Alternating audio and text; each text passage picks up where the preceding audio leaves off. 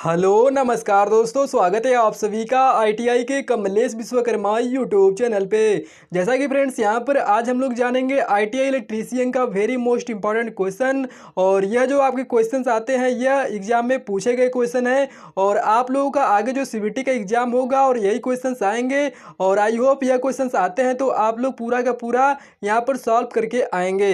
और यहाँ पर आज यहाँ पर जो क्वेश्चन बताने जा रहे हैं यह वेरी मोस्ट इंपॉर्टेंट क्वेश्चन है आईटी इलेक्ट्रीशियन के लिए। और यहाँ पर आप लोग अभी तक मेरे चैनल पर नहीं जुड़े हैं तो आप लोग जुड़ जाइए, सब्सक्राइब कर लीजिए और बेल आइकन को ऑल पे प्रेस कर लीजिए ताकि आपको शाम को 7:30 बजे जैसे ही क्लास की वीडियो आए आपको नोटिफिकेशन मिल जाए, आप लोग क्लास को अटेंड कर लें। क्योंकि आपको इस चैनल पर very most important question CBT के एग्जाम्स की तैयारी के लिए आपको यहाँ पर तैयारी करवाई जाती है। तो आप लोग इस वीडियो को शेयर कर दें अपने दोस्तों के पास ताकि जो भी यहाँ पर आईटीआई की सीबीटी परीक्षा की तैयारी कर रहे हैं सभी स्टूडेंट जुड़ जाएं और क्लास को अटेंड करें ज़्यादा से ज़्यादा। ठीक है, तो यहाँ पर आइए वीडियो को स्टार्ट करते हैं। तो यहाँ पर देखिए आपका फर्स्ट क्वेश्चन दिया गया है जो कि रेजिस्टेंस की इकाई होती है। तो फ्रेंड्स यहाँ पर आपको 4 ऑप्शन मिल जाते हैं। ए है वाट, बी है ओम और सी है वोल्ट, डी है एम्पियर। तो फ्रेंड्स आपका जो रेजिस्टेंस का इकाई होता है वो आपका यहाँ पर ओम होता है, यानी आपका ऑप्शन नंबर जो बी है यह आपका बिल्कुल राइट है। यानी रेजिस्टेंस का जो इकाई होता है, यूनिट होता है, वो आपका ओम होता है। अब दूसरा क्वेश्चन यहाँ पर दिया गया है वाट मीटर मापने के लिए प्रयोग किया जाता है। तो यहाँ पर आपका वाट मीटर किससे रिलेटेड आ रहा है, तो यहाँ पर देखिए आपका ए ऑप्शन दिया गया है ऊर्जा, बी ऑप्शन दिया गया है धारा, सी ऑप्शन दिया गया है शक्ति, डी ऑप्शन है वोल्ट।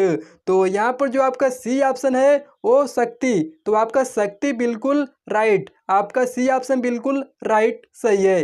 तो जो कि आपका वाट मीटर मापने के लिए शक्ति का प्रयोग किया जाता है, जो कि शक्ति का यूनिट आपका वाट होता है। और यहाँ पर देखिए आप लोग का तीसरा क्वेश्चन दिया गया है वायर वाउंड प्रतिरोधक में लगने वाली शीट्स को से बनाई जाती है। ठीक है फ्रेंड्स, यहाँ पर जो आपका वायर वाउंड प्रतिरोधक यानी रेजिस्टेंस होता है उसमें लगने वाले शीट्स आपका किससे बनता है। तो यहाँ पर ए ऑप्शन दिया गया है चीनी मिट्टी, बी ऑप्शन दिया गया है सिरेमिक और सी ऑप्शन दिया गया है बैकेलाइट, डी ऑप्शन दिया गया है उपरोक्त सभी।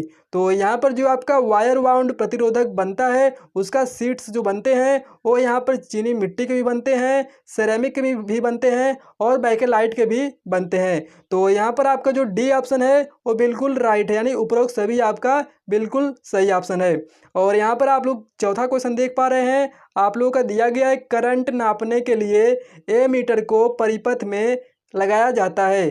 तो यहाँ पर आपके सामने 4 ऑप्शन दिए गए हैं। ए ऑप्शन दिया गया है पैरेलल, बी ऑप्शन दिया गया है सीरीज और सी ऑप्शन दिया गया है सीरीज पैरेलल और डी ऑप्शन दिया गया है उपरोक्त सभी। तो यहाँ पर आपको सामने ही आपके क्वेश्चन झलक रहा है। तो यहाँ पर आपका जो बी ऑप्शन दिया गया है यानी सीरीज, तो आपका जो ए मीटर होता है वो परिपथ के सीरीज में ही आपका लगाया जाता है जो कि करंट मापने के लिए।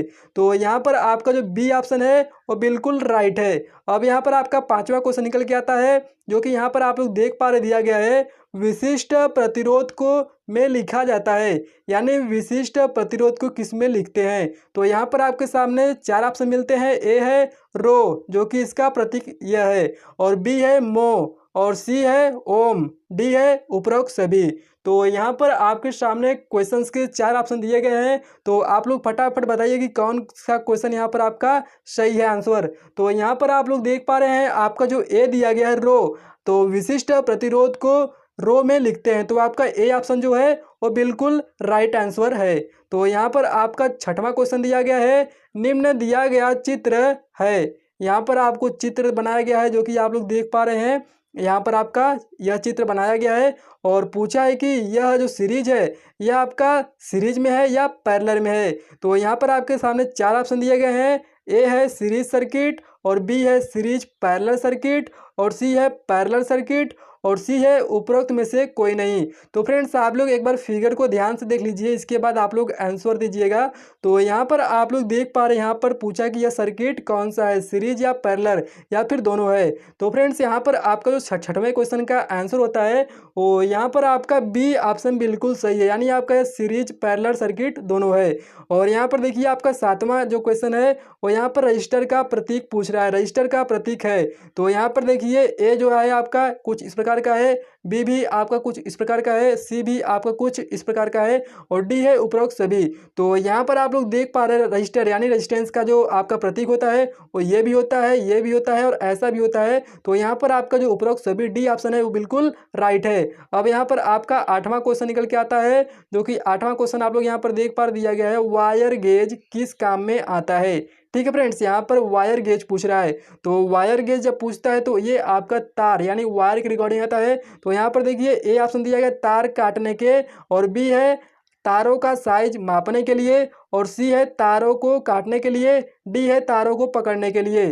तो यहाँ पर आपका जो आंसर निकल के आता है वो है आपका बी ऑप्शन, तारों का साइज मापने के लिए वायर गेज का प्रयोग किया जाता है और इसको SWG में मापते हैं। और यहाँ पर 9वां क्वेश्चन देखिए दिया गया है, रेती किस धातु की बनी होती है। तो ए ऑप्शन है लकड़ी का, बी है कार्बन स्टील का, सी है कॉपर का और डी है लोहे का। तो यहाँ पर आपका जो रेती बनता है वो आपका कार्बन स्टील का, यानी बी ऑप्शन आपका बिल्कुल राइट क्वेश्चन है। और यहाँ पर आपका 10वां क्वेश्चन दिया गया है, पेचकस की लंबाई किस भाग से जानी जाती है। ठीक है, यहाँ पर पेचकस की लंबाई कैसे मापी जाती है या कैसे जानी जाती है यह पूछ रहा है। तो यहाँ पर ए ऑप्शन दिया गया है हैंडल, बी है टिप, सी है ब्लेड, डी है पूरी लंबाई से। तो यहाँ पर आपका जो 10वें क्वेश्चन का आंसर निकल के आता है वो आपका सी, आपका आंसर यहाँ पर जो है सी बिल्कुल राइट, यानी पेचकस की जो पूरी लंबाई है वो ब्लेड से नापी जाती है। ठीक है, और यहाँ पर आपका 11वां जो क्वेश्चन है, बहुत तंग स्थान पर छोटे पुर्जों के जोड़ों को देखने के लिए प्रयोग किया जाता है। तो यहाँ पर आपका जो बहुत छोटे पुर्जों यानी नग्न जो होता है वही आपका देखा जा सकता है। यहाँ पर देखिए आपका दिया गया ए में मैग्नीफाइड ग्लास, बी है ट्वीजर, सी है हेडफोन, डी है इंसुलेटिंग कटर। तो फ्रेंड्स यहाँ पर आपके 4 ऑप्शन दिए गए हैं और आप लोग सोच रहे हैं कि कौन सा आंसर यहाँ पर सही होगा ऑप्शन। तो यहाँ पर देखिए जो आपका ए दिया गया है मैग्नीफाइड ग्लास, बी है ट्वीजर, सी है हेडफोन, डी है इंसुलेटिंग कटर। तो फ्रेंड्स यहाँ पर जो आपका बी ऑप्शन है बिल्कुल राइट है, ट्वीजर आपका बिल्कुल राइट है। अब यहाँ पर आपका 12वां क्वेश्चन दिया गया है, स्क्राइबर के द्वारा किस धातु के बोर्ड पर निशान लगाए जाते हैं। तो यहाँ पर आपका ए ऑप्शन दिया गया है हेलम या बैकेलाइट, बी है ग्लास, सी है कागज, डी है कार्डबोर्ड। तो यहाँ पर आपका जो आंसर राइट होता है वो आपका हेलम या बैकेलाइट बिल्कुल राइट आंसर है। अब यहाँ पर आपका 13वां क्वेश्चन निकल के आ रहा है, तांबे या एल्यूमिनियम की पतली चादरों को सीधा करने के लिए क्या इस्तेमाल किया जाता है। तो ए ऑप्शन है हेक्सा, बी है मैलट, सी है पोकर, डी है छड़। तो फ्रेंड्स यहाँ पर जो भी आपके पतले चादर होते हैं वो चाहे तांबे के हो एल्यूमिनियम के हो, उसको सीधा करने के लिए यहाँ पर मैलट यानी बी ऑप्शन आपका बिल्कुल राइट है। यहाँ पर आपका मैलट जो है बिल्कुल राइट ऑप्शन आप लोगों का है। और यहाँ पर आपका 14वां क्वेश्चन निकल के आ रहा है, लोहा काटने की आरी के ब्लेड की लंबाई होती है। तो आपका ए ऑप्शन है 45 सेंटीमीटर, बी है 90 सेंटीमीटर और सी है 30 सेंटीमीटर और डी है आपका ऑप्शन 25 सेंटीमीटर। तो आपका जो 14वें क्वेश्चन का आंसर यहाँ पर निकल के आ रहा है वो आपका सी बिल्कुल राइट है, यानी 30 सेंटीमीटर का यहाँ पर लंबाई होती है। और यहाँ पर आपका 15वां क्वेश्चन दिया गया है, पंच किस धातु से बनता है। ए है लोहा, बी है कार्बन स्टील, सी है स्टील और डी है तांबा। तो यहाँ पर आपका जो पंच होता है सेंटर पंच वो आपका यहाँ पर बनता है कार्बन स्टील का, यानी बी ऑप्शन आपका बिल्कुल राइट आंसर है। और यहाँ पर आपका 16वां क्वेश्चन दिया गया है, पुली पुलर में टांगे होती हैं। तो यहाँ पर आपका ए ऑप्शन है 2, बी है 1, सी है 3, डी है 4। तो फ्रेंड्स यहाँ पर आपका जो पुली पुलर होता है उससे आपका पुल्ली को खोलते हैं और एक होता है बियरिंग पुलर जो कि इससे बियरिंग को निकालते हैं। तो यहाँ पर पूछ रहा है कि आपका पुली पुलर जो होता है इसमें कितनी टांगे होती हैं। तो फ्रेंड्स यहाँ पर आपका जो पुली पुलर होता है उसमें 3 टांगे होती हैं। आपका सी ऑप्शन बिल्कुल राइट आंसर है। और यहाँ पर देखिए आपका 17वां क्वेश्चन पूछा है, पुली पुलर को किस यंत्र से निकाला जाता है। तो आपका ए है हथौड़े से, बी है हेक्सा से, सी है स्पैनर सेट से और डी है पुली पुलर से। तो पुल्ली से यहाँ पर पुली पुलर को निकालते हैं। ठीक है, और यहाँ पर देखिए आपका 18वां क्वेश्चन दिया गया है, सेंटर पंच का कोण कितना होता है। तो ए है 90 डिग्री और बी है 60 डिग्री यानी 60 डिग्री, और सी है 45 डिग्री, और है डी है आपका 120 डिग्री। तो यहाँ पर आपका सेंटर पंच का कोड होता है वो आपका ए ऑप्शन आपका बिल्कुल राइट है, यानी 90 अंश आपका बिल्कुल राइट आंसर है। और यहाँ पर आपका 19वां और लास्ट क्वेश्चन आप लोग यहाँ पर दिया गया है, हथौड़े का साइज किसके अनुसार मापा जाता है? ए है आपका हेड की ऊंचाई से, बी है पिन की लंबाई से, और सी है हथौड़े की वजन से, और डी है फेस के व्यास से। तो फ्रेंड्स यहाँ पर जो हथौड़े का साइज मापते हैं वो उसके भार से, वजन से मापते हैं। तो यहाँ पर आपका जो सी ऑप्शन है वो बिल्कुल राइट आंसर आप लोगों का है। तो फ्रेंड्स ऐसे ही आपको क्लास लेने के लिए आपको शाम को 7:30 बजे आपको यहाँ पर जुड़ जाना है। रोज आपको 7:30 बजे आपको क्लास चलाई जाती है।